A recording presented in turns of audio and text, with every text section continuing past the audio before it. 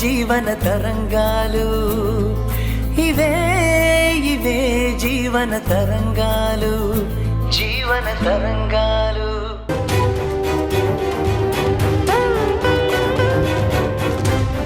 వదినా, నీకోసం పసుపు కుంకుమ తీసుకొచ్చాను. ఎవరే నీకు వదినా?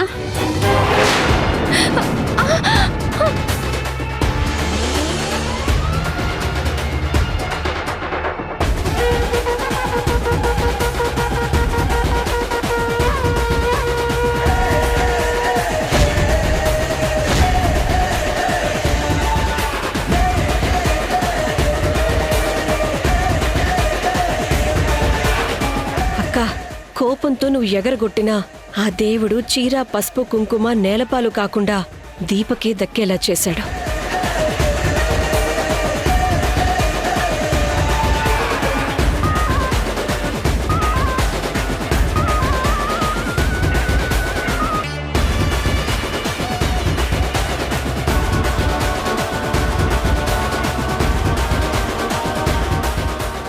మా పరువుని సమాధి చేసి వెళ్ళావు, ఇప్పుడు మమ్మల్ని సమాధి చేద్దామని వచ్చావా?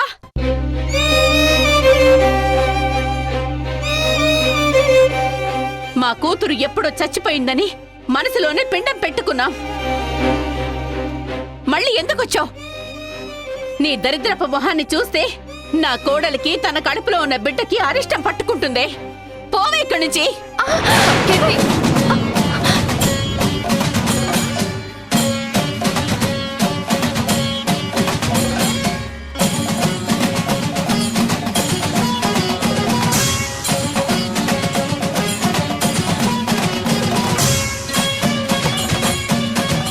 వదినా, ఏంటిది?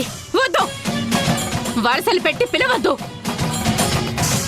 ఇంట్లో సీమంతం చేస్తే బంధుల్ని పిలవాల్సి వస్తుంది.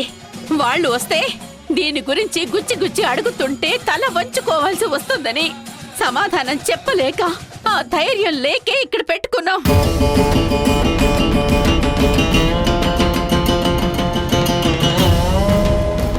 పిలవని పేరంటానికి వచ్చినట్టు సిగ్గు లేకుండా ఇక్కడికి ఎందుకు వచ్చారు? అత్తయ్య గారు, తగ్గొచ్చాం కదా అని మర్యాద లేకుండా మాట్లాడకండి. మన ఇంటికి వచ్చినప్పుడే మా అమ్మ వాళ్ళని అవమానించి పంపించారు. కీర్తి విషయంలో మీ కోపం ఇంకా తగ్గలేదని సైలెంట్ అయ్యాను. పడుతున్నారు కదా అని పదే పదే ఇలా పరువు తీసేలా మాట్లాడితే ఏంట్రా బెదిరిస్తున్నావా? సిగ్గు లేకుండా ఇక్కడికి వచ్చిందే కాకుండా మమ్మల్ని బెదిరిస్తున్నావా? Get out! ఏంట్రా నోరు లేపుతున్నావు?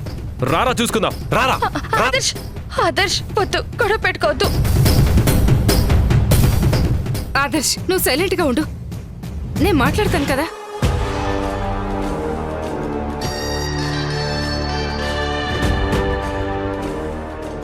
మన స్థాయి కాని వాళ్లతో ఎన్నిసార్లు మాట్లాడతావు అనురాధా?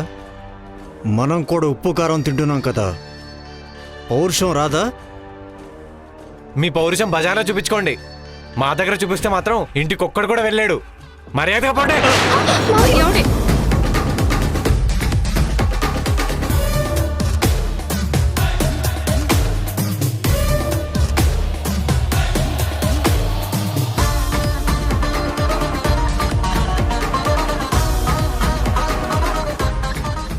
రాస్కల్, మా నాన్న మీద చెయ్యేస్తావా?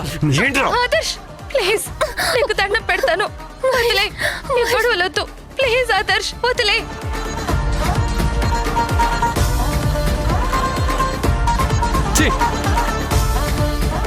ఏదో సంతోషంగా కార్యక్రమం చేసుకుందామనుకుంటే వచ్చి మొత్తం పాడు చేశారు. కొంచెమైనా బుద్ధుందా మీకు?